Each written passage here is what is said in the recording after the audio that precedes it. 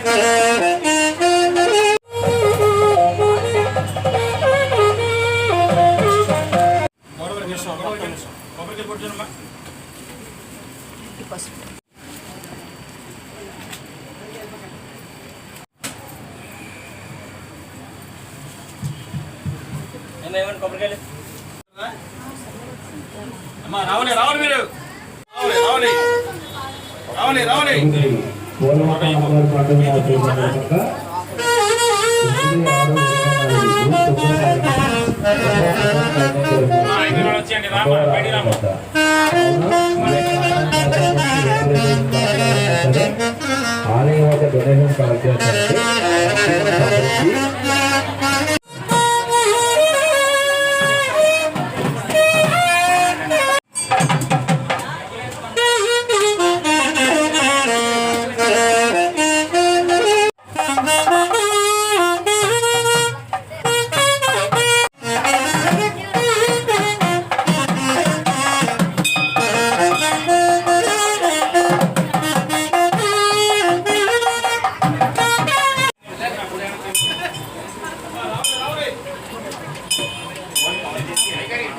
ఆలయ committee vice president ఈరోజు మా పోలమ్మ తల్లి పండగ సందర్భంగా మా 5 గ్రామాలు కూడా కలిసి ఈరోజు మరి ఈ అమ్మవారి పండగకి భక్తులందరూ 50 మంది భక్తులు కూడా ఇచ్చేసి అమ్మవారికి తాలూకా ఫస్ట్ కొంచెం పళ్ళు కాయలు చీర జాకెట్తోనే అమ్మవారికి నైవేద్యం సమర్పించుకుంటారు.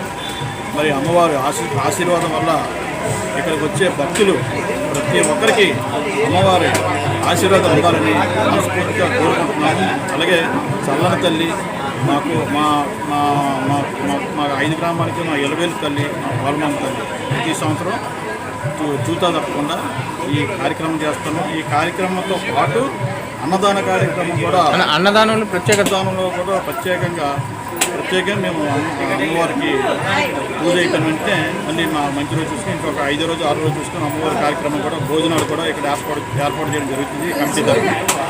మరి ఇక్కడికి వచ్చిన భక్తులందరూ కూడా సంతోషంగా ఉండాలి, ఆరోగ్యాలతో ఉండాలి.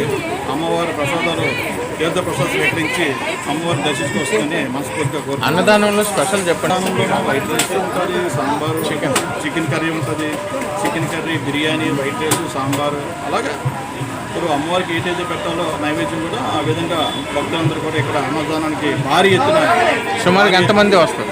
సుమారు మాకు తెలిసిన మటుకి 3000 పైచీలకు జనాభా కూడా అన్నదాన కార్యక్రమం చేయడానికి కూడా మేము కమిటీ తరఫున కూడా మేము ప్రత్యేకంగా అందరినీ కూడా మేము విరాళాలు స్వీకరించి అమ్మవారి కార్యక్రమం కూడా చేయడానికి దిగ్విజయంగా జరగాలని మనస్ఫూర్తిగా కోరుకుంటూ ఆ పోలమ్మ తల్లి ఆశీర్వాదం ఎప్పుడు మా 5 గ్రామాల ప్రజల మీద ఉండాలని, చల్లగా ఉండాలని మేము